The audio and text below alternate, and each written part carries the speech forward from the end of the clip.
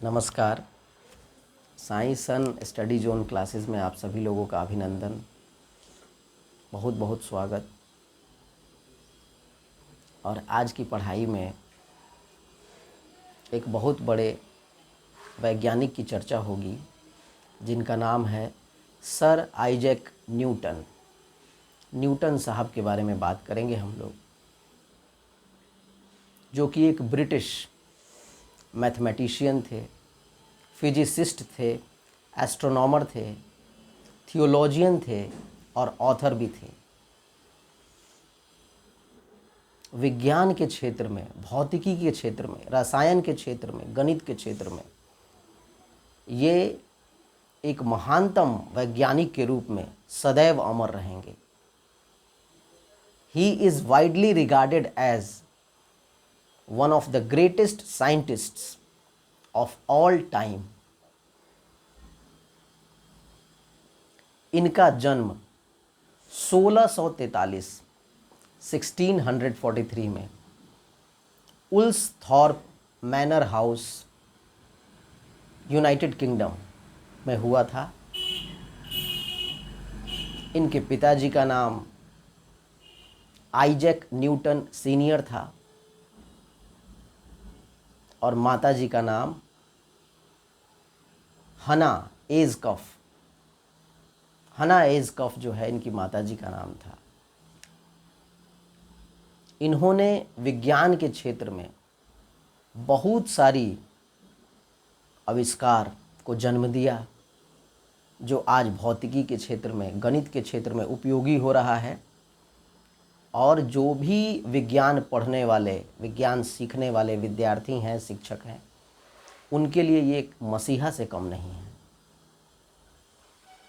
1672 ईस्वी में इन्हें FRS की उपाधि दी गई, जिसका पूरा नाम है fellowship of royal society London.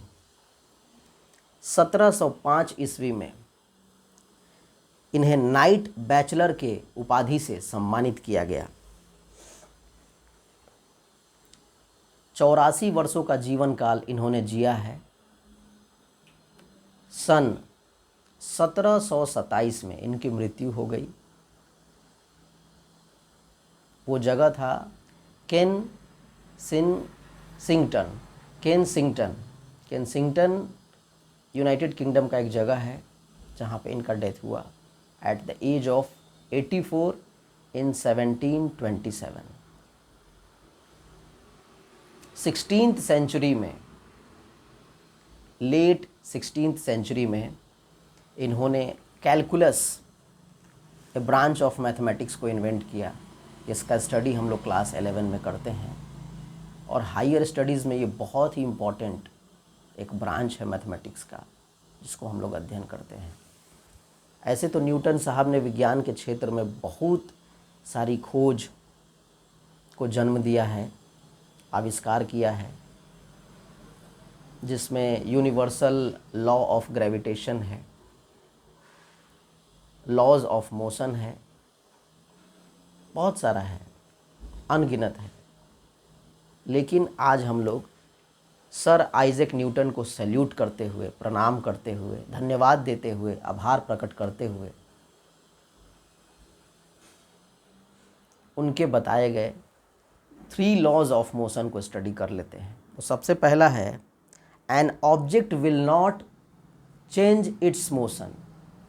First law of motion क्या कहता है न्यूटन साहब का? An object will not change it's motion unless a force acts on it. Unless a force acts on it. Second law of motion क्या कहता है? The force of an object is equal to its mass times its acceleration. इसको simple way में F = ma भी कह सकते हैं।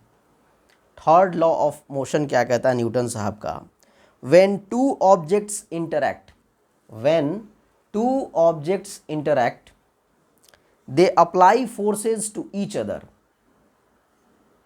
when two objects interact, they apply forces to each other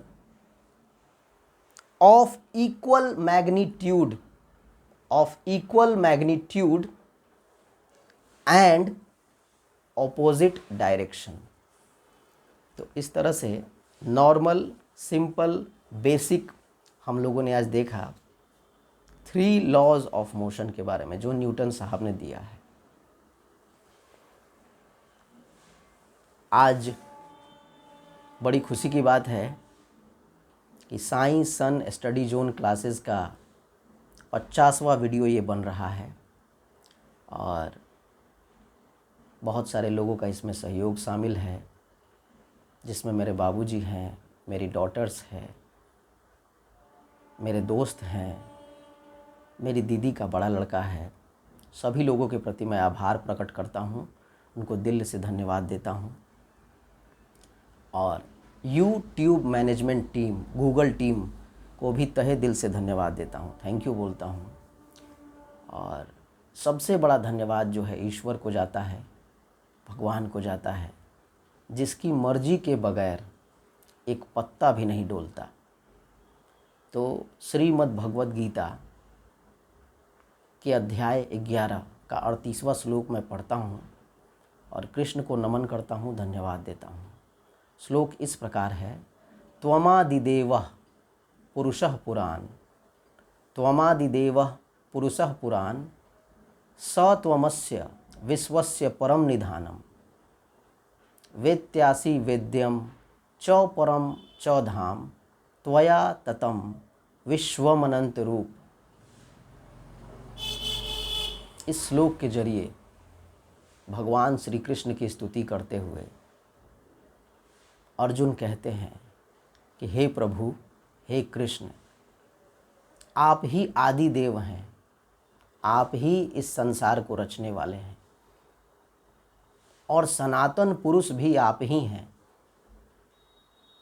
सनातन पुरुष उसको कहते हैं जो कंप्लीट होता है, कंप्लीट मैन, जिसने अज्ञान पर विजय हासिल किया है, जिसे और कुछ पाना शेष नहीं रह गया है, उसी को सनातन पुरुष कहते हैं। जिसने अपनी इंद्रियों को जीत लिया है। इस जगत में जो सबसे उत्तम स्थान है वो श्री कृष्ण ही है, वो श्री कृष्ण की शरण ही है। सबसे बड़ा जो शेल्टर है, आश्रय स्थान है, वो श्री कृष्ण की शरण है। जो कुछ जानने योग्य है वो श्री कृष्ण ही है। जो कुछ भी जानने योग्य है वो श्री कृष्ण ही है। और जो सब कुछ जानता है वो भी श्री कृष्ण ही है।